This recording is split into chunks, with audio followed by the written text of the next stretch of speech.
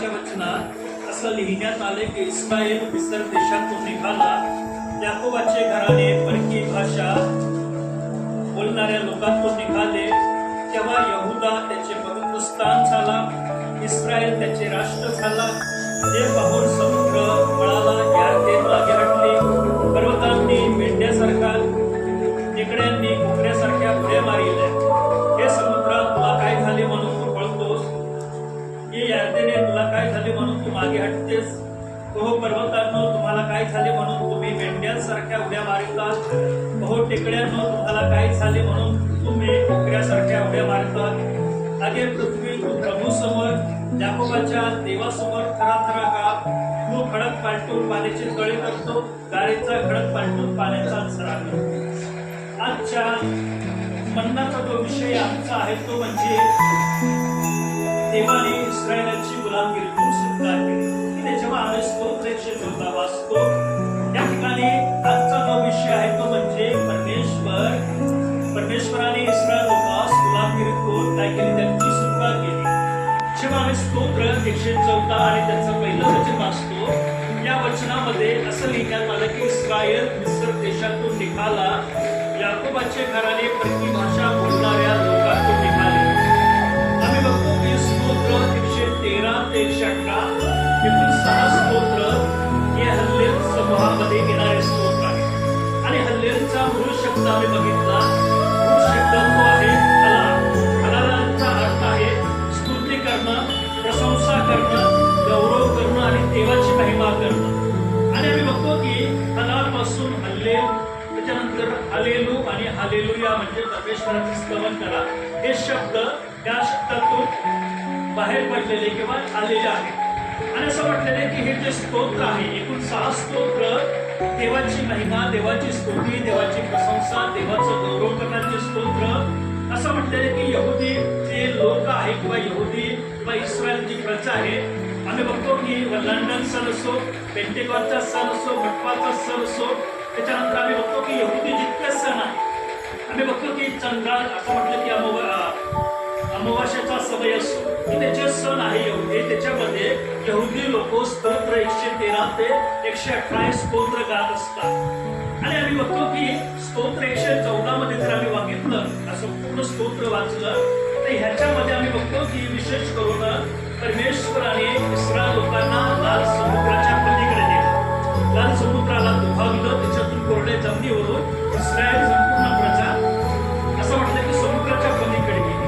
दुसरी गोष्ट आम्ही बघतो की सिनाई पर्वत, त्या ठिकाणी परमेश्वराने त्यांना विधी, त्यांना नियम, त्यांना आज्ञा दिली. असं म्हटलं की नियमशास्त्र म्हणजे तोरा दिली. तिसरी घटना आम्ही बघतो की जेव्हा इस्रायल लोकांना अरण्यामध्ये तहान लागली, तर असं म्हटलं की परमेश्वराने खडकातून इस्रायल प्रजेला, संपूर्ण गोत्रांना असं म्हटलं की पाणी दिलं. आणि असं म्हटलं की तीच घटना स्तोत्र 114 मध्ये कविताच्या रूपात लिहिण्यात आली आहे, काव्य रूपामध्ये त्या ठिकाणी असं म्हटलं की लिहिण्यात आलेली आहे.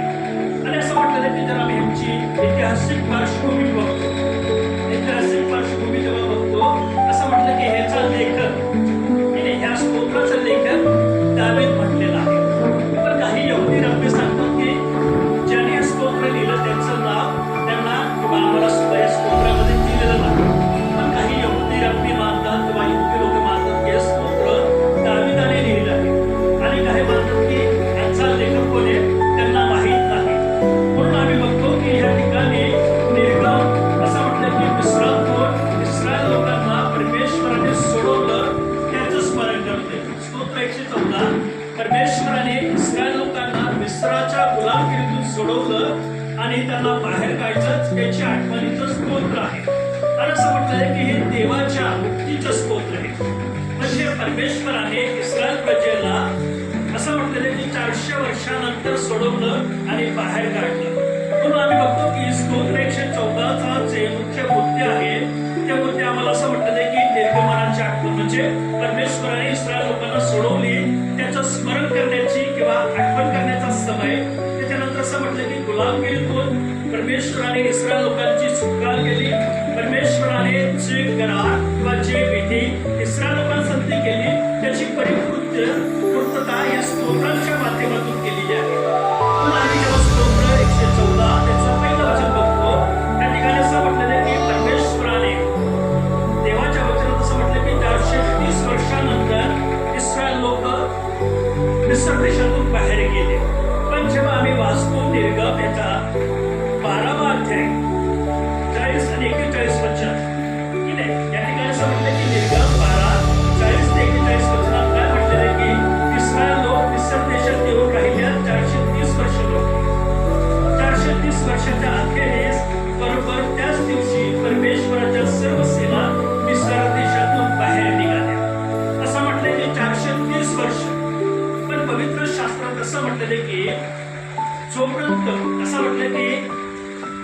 इसाहाक, की नाही, इसाकाचा आम्ही बघतो की याकोबाचा मुलगा, की नाही, अब्रामाचा पुत्र इसाकाचा पुत्र याकोबाला इस्रायल राष्ट्र नाव दिलेलं आहे. आणि असं म्हटलेलं की इस्रायल जेव्हा मिस्र देशात गेला, की असं म्हटलं की योसेफाने आपल्या बापाला आपल्या संपूर्ण गोत्राला घेण्यासाठी गाड्या पाठवल्या, त्यांची सोय केली. पण असं म्हटलेलं की जोपर्यंत इस्रायल म्हणजे याकोब जिवंत होता तोपर्यंतचं वर्ष नाही. असं म्हटलेलं की 400 वर्ष जेव्हा त्या ठिकाणी याकोब गेला किंवा इस्रायल गेला, तिथून 400 वर्ष होता, 30 वर्ष कनानमध्ये आहे. आम्ही बघतो की असं म्हटलं की 400 वर्ष. आणि ह्या ठिकाणी देवाच्या वचनानुसार जेव्हा आम्ही बघतो की 400 वर्षांनी जेव्हा आम्ही बघतो की याकोबाने मिस्रामध्ये पाय ठेवला, तिथून तर असं म्हटलं की निर्गमन म्हणजे इस्रायल लोकांना सोडवण्याचा काळ हा 400 वर्षाचा टप्पा पूर्ण झाला. असं म्हटलेलं की परमेश्वराने त्या समयाला त्यांना सोडवलं. कारण बायबलचे जे दिवस आहे, आम्ही बायबल आपल्या असं म्हटलेलं की ग्रेगोरियन कॅलेंडर प्रमाणे जेव्हा आम्ही बघतो की रोमन कॅलेंडर प्रमाणे आम्ही कसं मोजतो, रात्री 12 ते रात्री 12 नवीन दिवस. पण बायबलच्या कॅलेंडर प्रमाणे बायबलचं जे कॅलेंडर आहे चंद्राच्या ह्याच्यावर आहे, चंद्रावर आहे. आणि आमची जी सुरुवात आहे बायबलची ती संध्याकाळी 6 वाजेपासून सुरुवात होते दुसऱ्या दिवसात. आज संध्याकाळी 6 वाजले म्हणजे आम्ही सोमवारी आहे. हा बायबलच्या कॅलेंडरचा नियम आहे.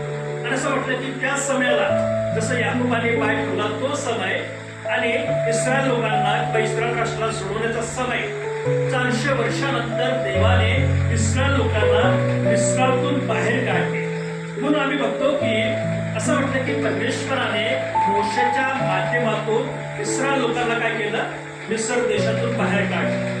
असं म्हटलं की ही घटना जी आहे बायबलची मल्लांडराची, असं म्हटलेलं की हा सणाचा मोठा पाय इथे रचला देवाने.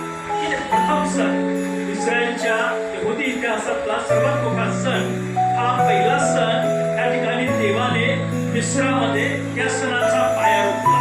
आणि या सणामध्ये आम्ही बघतो की इस्रायल लोकांना परमेश्वराने 400 वर्ष मिस्राच्या गुलामगिरीतून सोडवलं.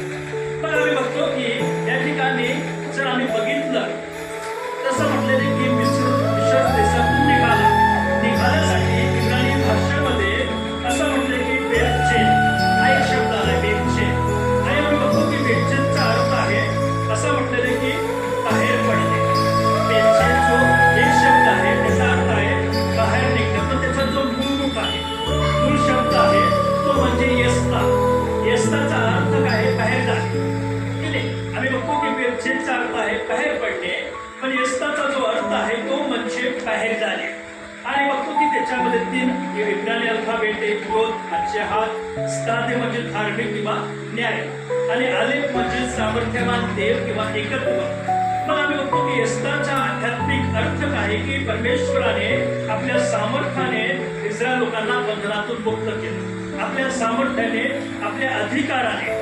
आणि आम्ही बघतो की या आध्यात्मिक अर्थाला जेव्हा आम्ही बघतो निर्गम याचा 13वा अध्याय 3रं वचन, निर्गम त्याच्या 13वा अध्याय 3ऱ्या वचनामध्ये परमेश्वर काय सांगतो की परमेश्वराने काय म्हटलं की मोशे लोकांस म्हणाला, या दिवसाचे स्मरण ठेवा.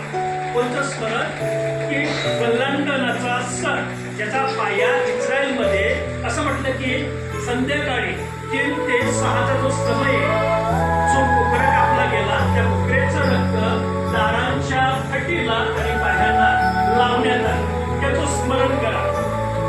या दिवशी तुम्ही मिस्रातून दास्यगृहातून बाहेर निघाला. परमेश्वराने आपल्या भुजबलाने तुम्हास या स्थळातून बाहेर काढले, म्हणून या दिवशी खमीराची भाकर खावायची नाही. इस्रायल लोक बाहेर पडले. असं म्हटलं की जेव्हा ते सिनाई पर्वतात जवळ आले त्यावेळेस परमेश्वराने मोशेला इस्रायल लोकांना सांगण्यासाठी म्हटले की या दिवसाचे स्मरण करा. कोणचं, वल्लांडन सण, बेखमीर भाकरीचा सण. किती दिवस सण येतात त्या ठिकाणी, वल्लांडन सण, त्याच्यानंतर आम्ही बघतो की बेखमीर भाकरीचा सण आणि प्रथम फळांचा सण. असं म्हटलेलं की हे सण एका मागे एक येतात, एकाच महिन्यात 3 सण येतात. असं म्हटलं की या दिवसाचे स्मरण करा. या दिवशी परमेश्वराने काय केलं की इस्रायल लोकांना मिस्र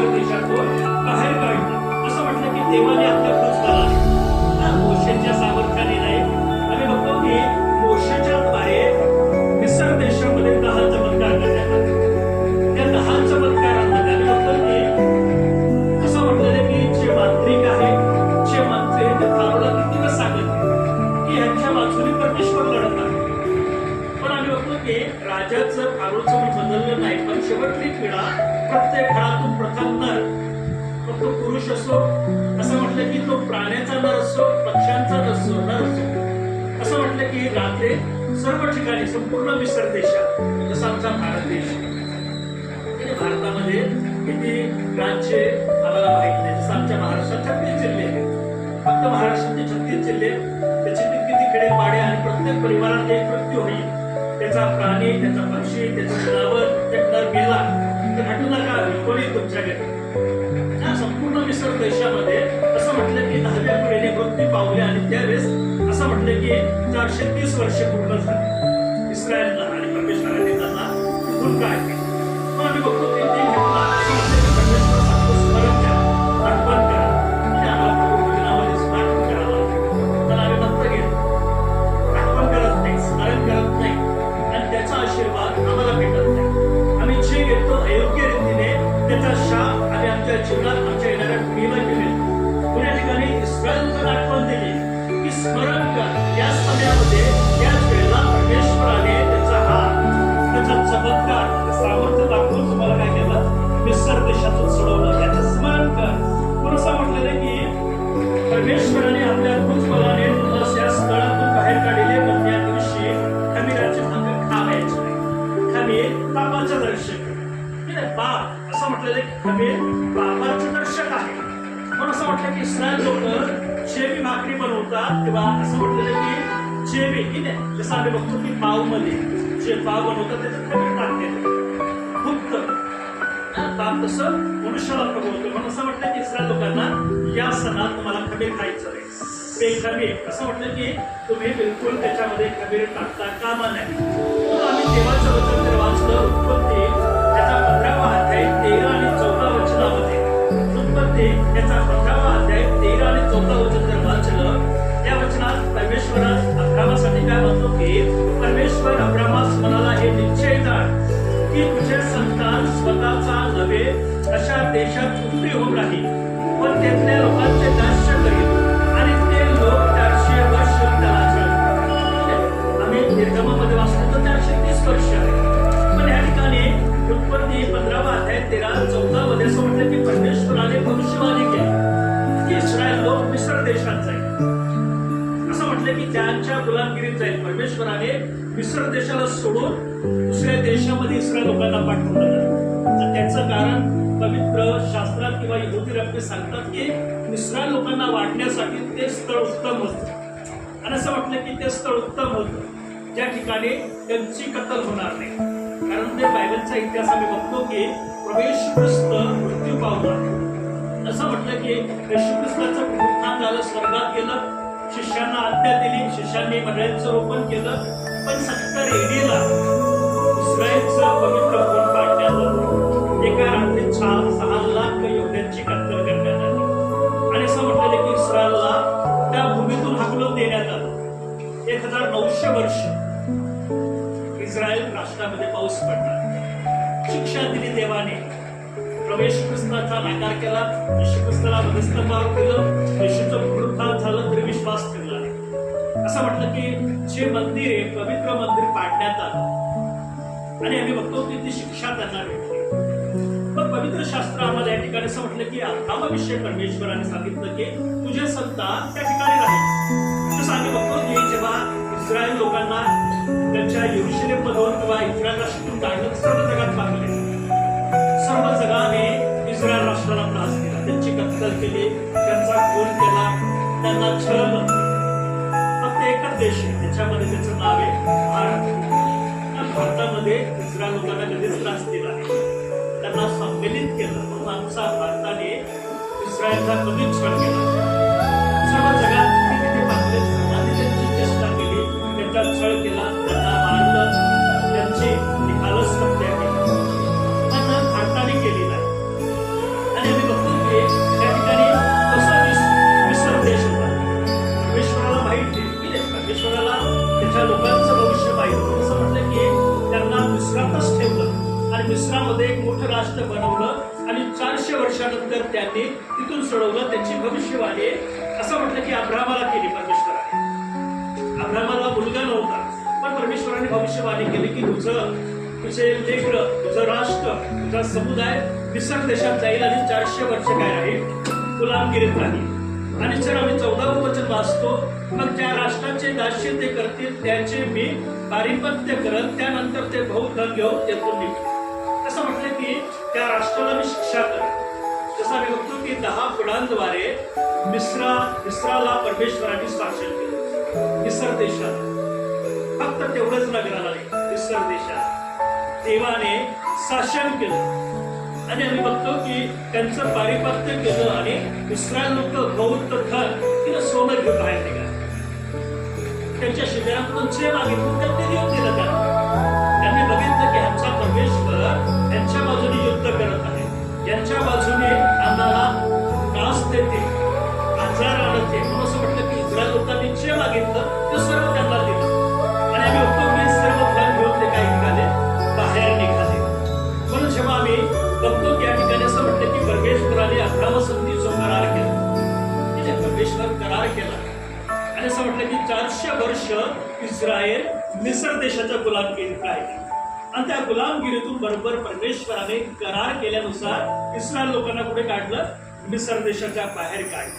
म्हणून आम्ही बघतो की त्यांच्या गुलामीची भविष्यवाणी परमेश्वराने केली आणि त्यांची मुक्ती किंवा त्यांची सुटकेची भविष्यवाणी सुद्धा जिवंत आणि पवित्र परमेश्वराने केली. म्हणून अनुवाद याचा 26वा अध्याय 8वं वचन तुम्हाला आणि मला देवाच्या वचनातून ऐकायला भेटतं. ते म्हणजे की अनुवाद 26 आणि 8 मध्ये, तेव्हा परमेश्वराने समर्थ बाहूने हात उभारून आणि मिसर देशात उत्पात व चमत्कार दाखवून आम्हास मिसर देशातून बाहेर काढले. हे स्मरण करायचं इस्रायल लोकांना की परमेश्वराने असं म्हटलं की त्याच्या सामर्थ्य बाहूने, असं म्हटलेलं की त्याच्या हाताने मिसर देशावर त्याने भयंकर उत्पात चमत्कार दाखवलं आणि इस्रायल लोकांना सोडवलं. म्हणजे देवाची पवित्र प्रजा परमेश्वराने अब्राहम, इसाक, याकोबा संगती केलेला करार त्याचं स्मरण देवाने बरोबर केलं. आणि असं म्हटलं की 400 वर्षानंतर इस्रायल लोकांना मिसर देशाच्या गुलामगिरीतून बाहेर काढलं, ज्याला इब्राणीमध्ये एस्ता म्हणते, की बाहेर काढले, बाहेर निघाले. आणि आम्ही जर नवीन करारामध्ये बघतो, पहिले करीत 10वा अध्याय 1 आणि 2 वचन जर वाचलं, पहिले करीत 1 आणि 2 मध्ये, बंधुजन हो, आपले पूर्वज सर्व मेघाखाली होते आणि समुद्रातून ते सर्व पार गेले.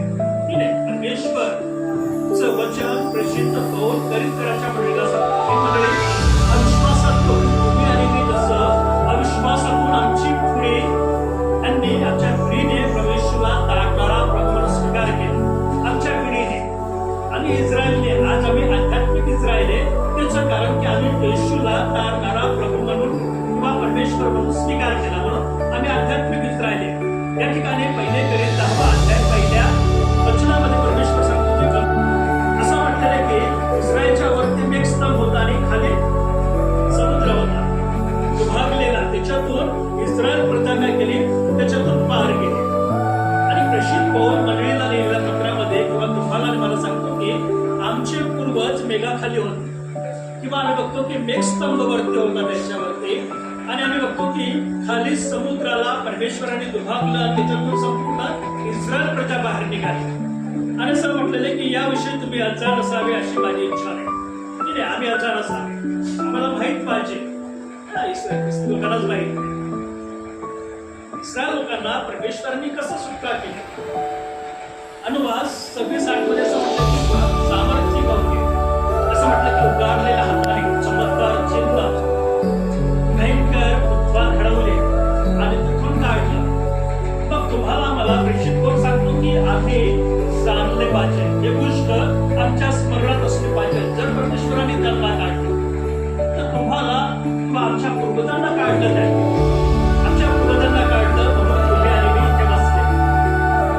आम्हाला जगाने काढले तर ते चर्चा बाहेर येत असतात. चर्चा बाहेर कोण राहतं, जे सुटलेच नाही, जे बंधनात आहे, पापात आहे, अंधकारात आहे, सैतानाच्या, असं म्हटलं की सैतानाच्या बंधनात जखडले गेले ते बाहेर आहे. तुम्ही आणि मी जर देवाच्या भवनात आहे तर परमेश्वराचं स्मरण केलं पाहिजे. परमेश्वराने इस्रायलला जसं काढलं तसंच आमच्या पूर्वजांना काढलं. कशाला काढलं म्हटलं की आम्हाला आशीर्वादित करावं, आमची गरज पूर्ण करावी. कारण असं म्हटलेलं आहे की तुम्ही अजाण असावे अशी माझी इच्छा नाही. मेघ व समुद्र यांच्याद्वारे मोशामध्ये त्या सर्वांचा बाप्तिस्मा झाला. इस्रायलांचा सर्व लहान थोरांचा बाप्तिस्मा मेघ आणि समुद्रातून पार जाताना परमेश्वराने केला, असं संत पौल म्हणतो. असं म्हटलं की संत पौल साधारण होता, बायबलचा PhD झालेला डॉक्टरेट पदावर असणारा व्यक्ती, 14 वर्ष देवाच्या वचनाचा अभ्यास करणारा व्यक्ती. यहुदी कल्चरमध्ये मुलगा किंवा मुलगी 1 वर्षाची असताना 12 वर्ष शिक्षण करतात. हे 12 वर्ष आणि हे 14 वर्ष बायबलचे शिक्षण देतात. असं म्हटलं की इतका तत्वज्ञान तो सांगतो की यहुदी लोकांचा बाप्तिस्मा कसा झाला. आणि असं म्हटलेलं की मेघ आणि समुद्रातून पार जाताना परमेश्वराने त्यांचा बाप्तिस्मा केला. म्हणून तुम्ही आणि मी स्मरण ठेवायचं की त्यांचा जर बाप्तिस्मा अशा रीतीने झाला, तुमचा आणि माझा बाप्तिस्मा मंडळीसमोर, देवाच्या दासांसमोर, देवाच्या पंच कमिटीसमोर झाला. हे आम्हाला स्मरण करायचंय. हे स्मरण आमच्यासाठी, आमच्या येणाऱ्या लेकरांसाठी, आमच्या पिढीसाठी आशीर्वाद आहे. या ठिकाणी परमेश्वराने इस्रायल लोकांसाठी स्मरण करा या सणाची.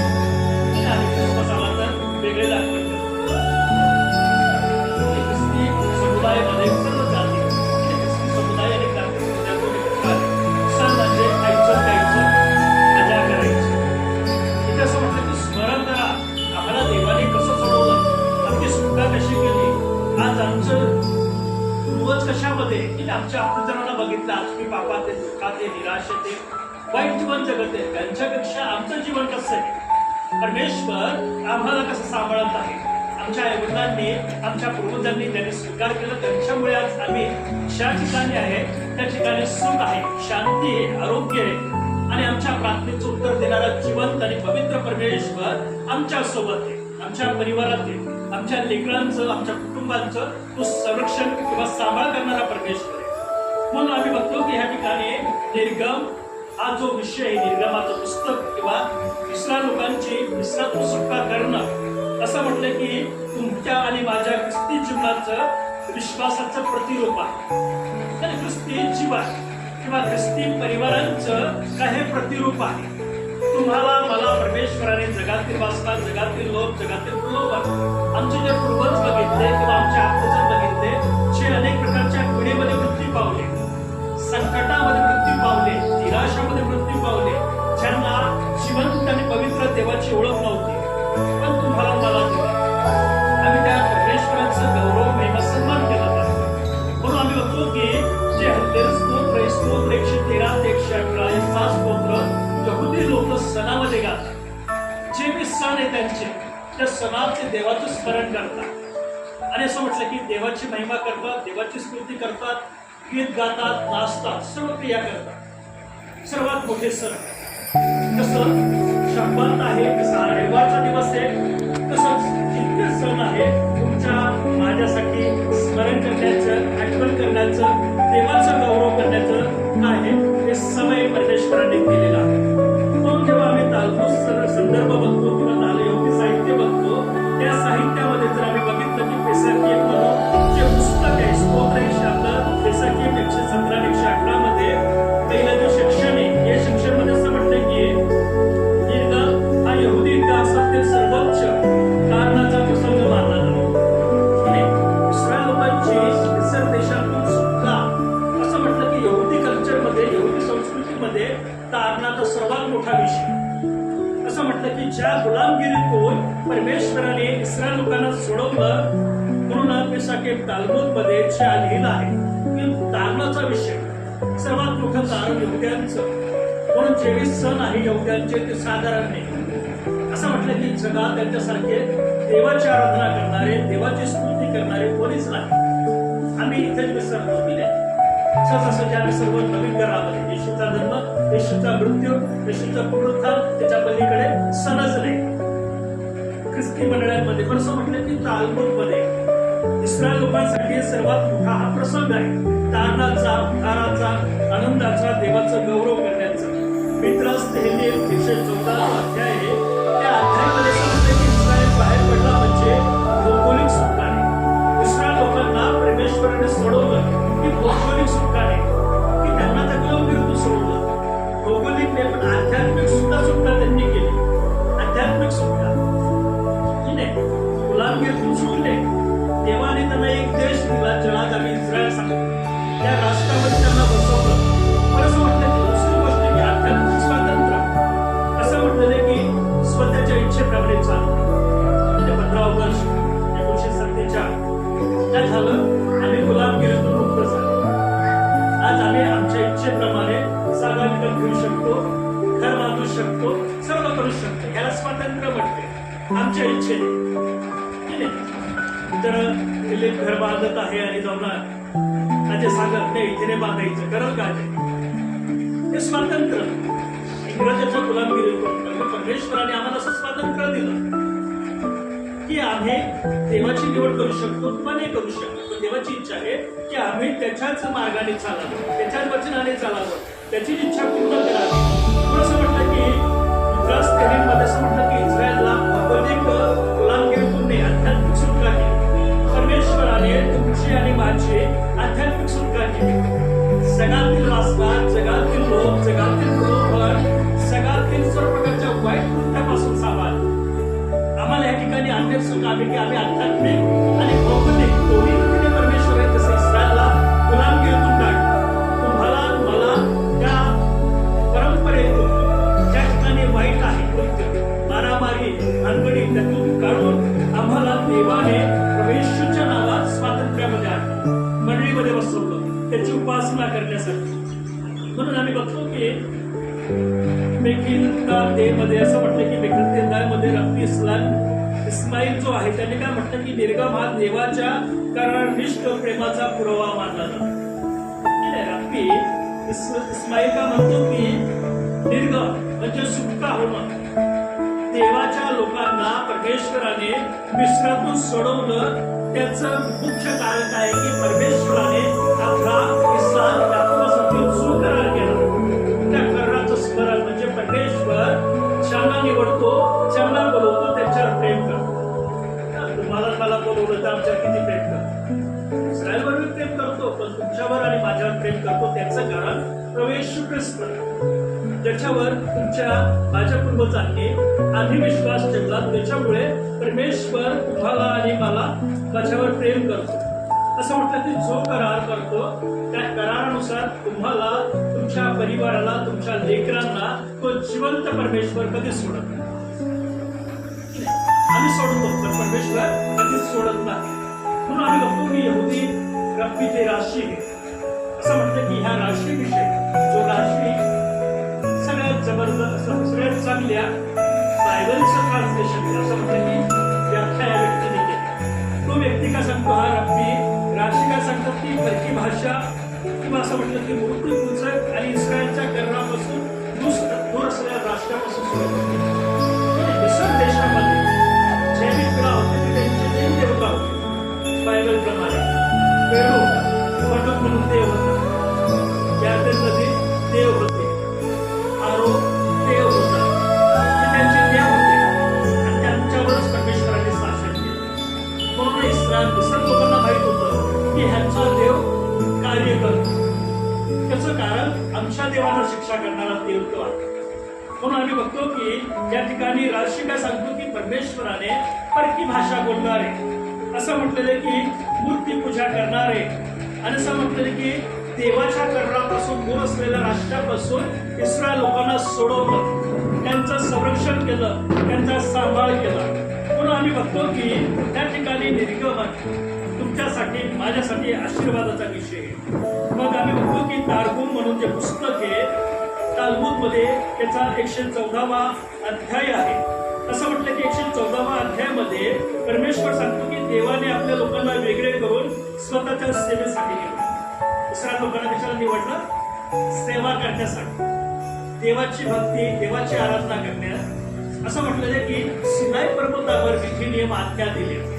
देवाच्या वचनात, देवाच्या भयात, देवाच्या कृतीत, देवाच्या प्रकाशात. पण तुम्हाला मला कशाला निवडलं? त्या गोष्टीसाठी. जर इस्रायल लोकांना त्या गुलामगिरीतून सोडवलं, तुम्हाला मला आमच्या गोत्रातून निवडलं, वेगळं केलं, आमची सुटका केली, आम्हाला भौगोलिक आणि आध्यात्मिक स्वातंत्र्य कशाने बोलवलं तुम्हाला मला देवाच्या भवनात तुम्हीच बोलवणे, तर देवाने त्याची सेवा, त्याची भक्ती, त्याचं गौरव, त्याची महिमा करण्यासाठी तुम्हाला आणि मला निवडलं आहे.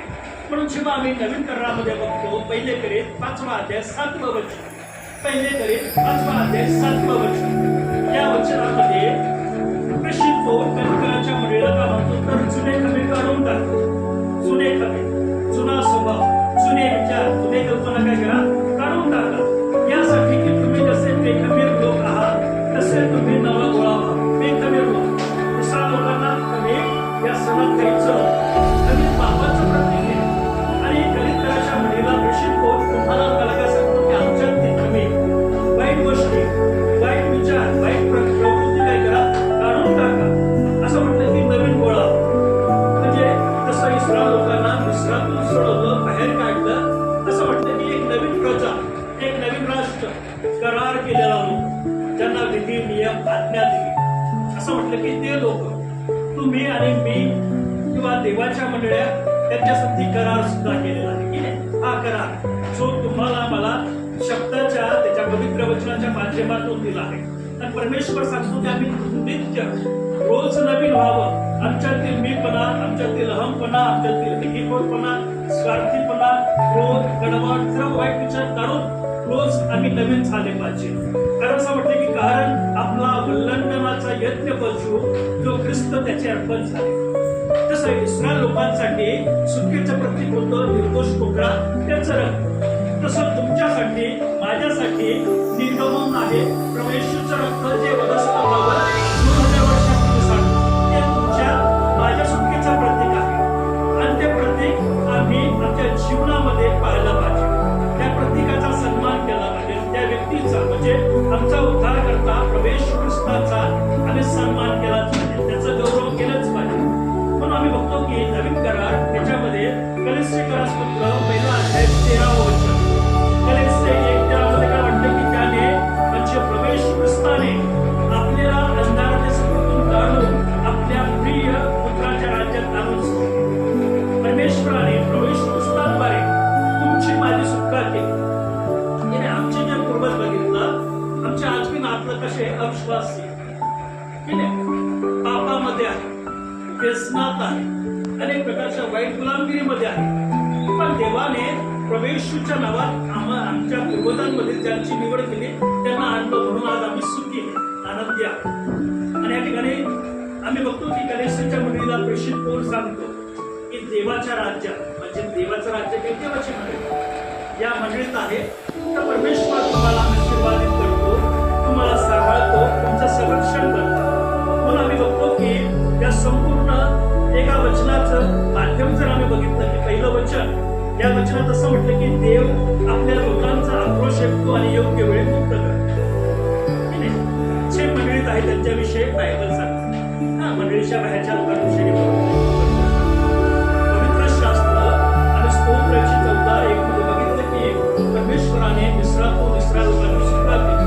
परमेश्वराने तुम्हाला मला असं म्हटलेलं की सोडवलं, त्याच्या मंडळीत आणलं.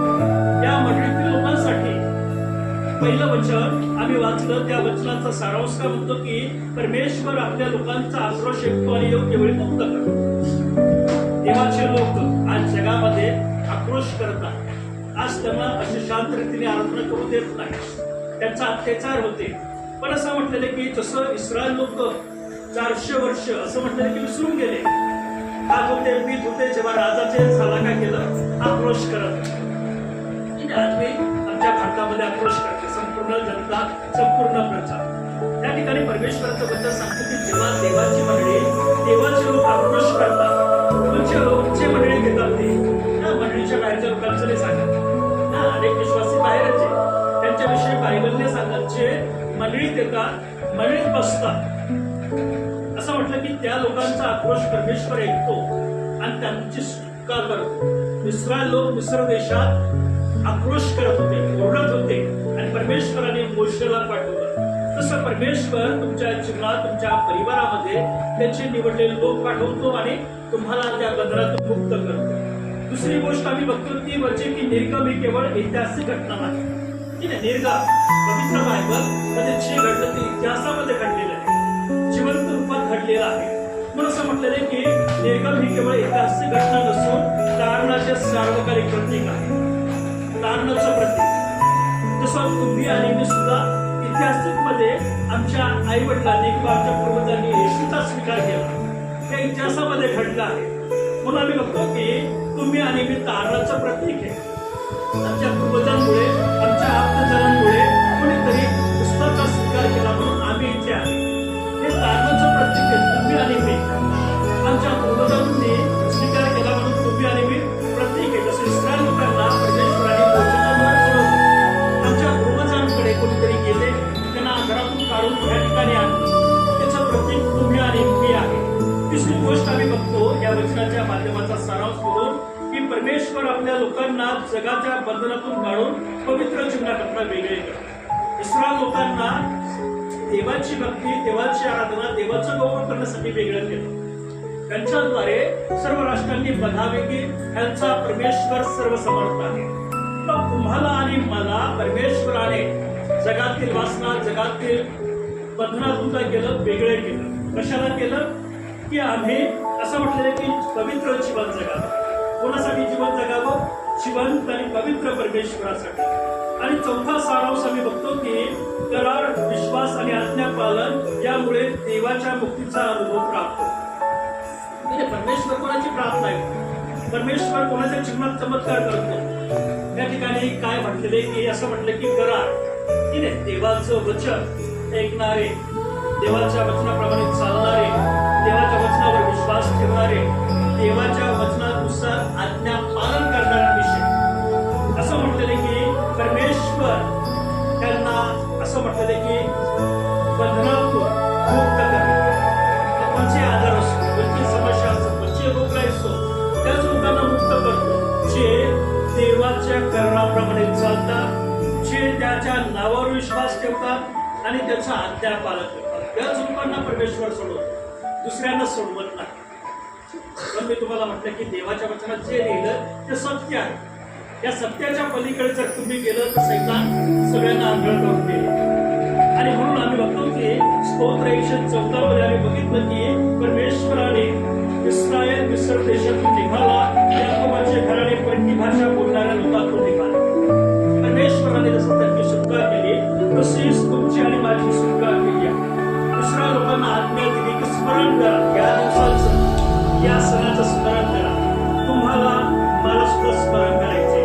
आम्ही प्रभूचे विधी घेत असतो, आणि रविवारी येत असतो, परमेश्वराचे जे सण आम्ही साजरा करतो त्याचं स्मरण केलं पाहिजे की परमेश्वराने गुलामगिरीतून, अंधारातून, आजारातून, व्याधीतून आम्हाला सोडवलं. आज त्याच्या भवनात येण्याची, त्याच्या मंडळीत बसण्याची, त्याची उपासना करण्याची, त्याचं वचन ऐकण्याची आणि समजण्याची शक्ती दिलेली आहे. या ठिकाणी आशीर्वाद आहे. तो आशीर्वाद परमेश्वर तुम्हाला आणि मला प्रदान करतो. परमेश्वर या वचनाद्वारे तुम्हाला आणि मला आशीर्वाद देतो.